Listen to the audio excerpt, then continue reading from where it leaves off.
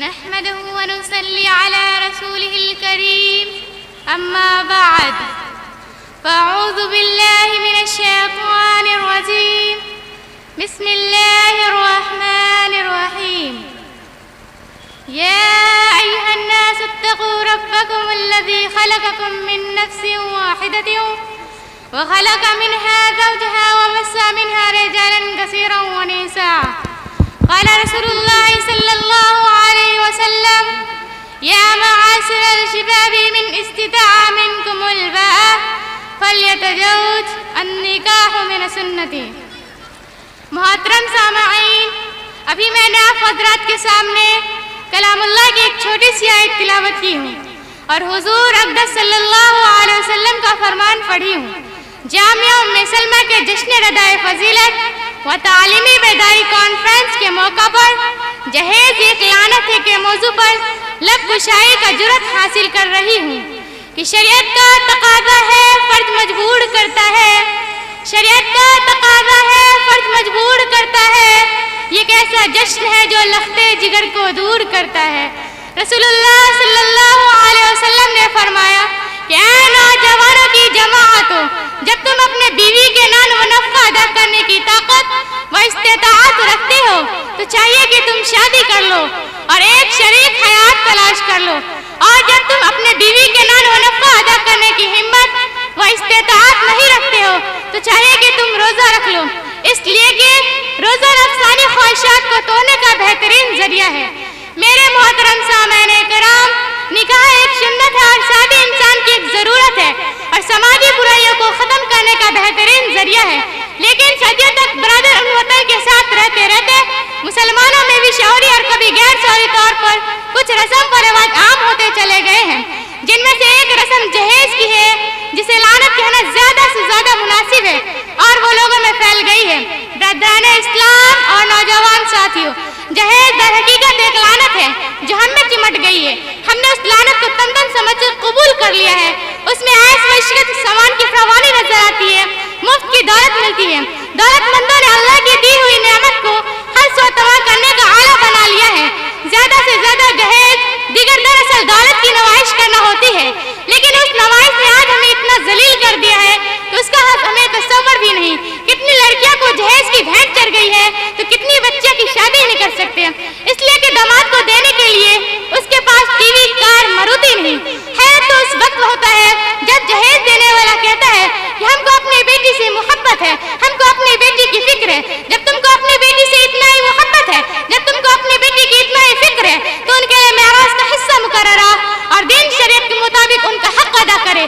یہ کیا جہیز کے نام پر مسرکانہ رسمیں جاری کی جا رہی ہے۔ حاضرین گرامی، ذرا غور کیجئے، جہیز نے درمیانے طبقے پر زندگی کا قافلہ تنگ کر دیا ہے اور معصوم و غریب زادی کی شادی کا ایک مسئلہ بنا دیا ہے، جن کا فکر لاحق ہونا ہر درد مند انسان کا فرض ہے۔ حیرت اور افسوس تو اس وقت ہوتا ہے جب کوئی تعلیم یافتہ اور شریف سے سمجھے جانے والے لوگ بھی جہیز کی فرمائش کرتے ہیں اور ساری شرم و شرافت کو بلائے طاق رکھ کر امیر زادوں کی تلاش میں جوتیاں چٹکاتے پھرتے ہیں اور جس چوکھٹ سے زیادہ ملنے کی امید ہوتے ہیں اسی کے ہاتھ اپنے کو بیچ دیتے ہیں۔ اسی پر کسی شاعر نے کیا خوب کہا کہ پہلے دیکھتی تھی بازار میں صنم بکتے ہیں، پہلے دیکھتی تھی بازار میں صنم بکتے ہیں، آج کیوں شرم نہیں آتی کہ ہم بکتے ہیں۔ تیری عظمت کی قسم مرد کی قیمت ہے یہ کم، تیری عظمت کی قسم مرد کی قیمت ہے یہ کم، مرد بک سکتے نہیں بکتے ہیں بکتی کے صنم۔ دوستو، سوال یہ ہے کہ آج کا مسلمان یہ کیوں نہیں سوچتے، ان کے لاچی ماں باپ یہ کیوں نہیں سوچتے کہ آخر کب تک معصوم خواتین جہیز کی سولی پر لٹکتی رہے گی، آخر کب تک غیر اسلامی رواج کے ہاتھ کنگال ہوتی رہے گی، آخر کب تک سوز مائے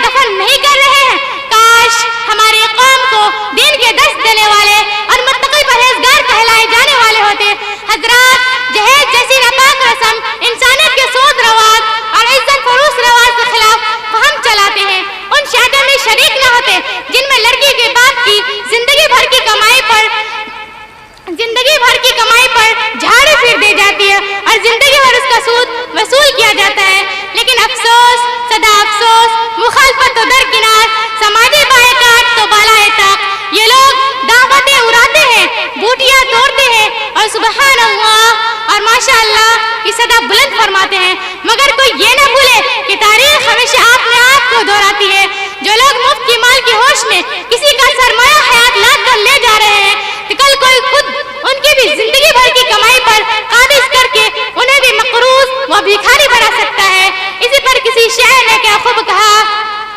کہ کسی کے خستہ حالی پر مسکرا کر دیکھنے والوں، کسی کے خستہ حالی پر مسکرا کر دیکھنے والوں، تجھے لے آیا اس منزل پر تو مستقبل کیا ہوگا. جہیز کی تباہ کاریاں آج معاشرے میں اس حد تک پہنچ گئی ہے کہ غریب والدین کی قابل سے قابل لڑکیاں اپنے مستقبل سے مایوس ہو کر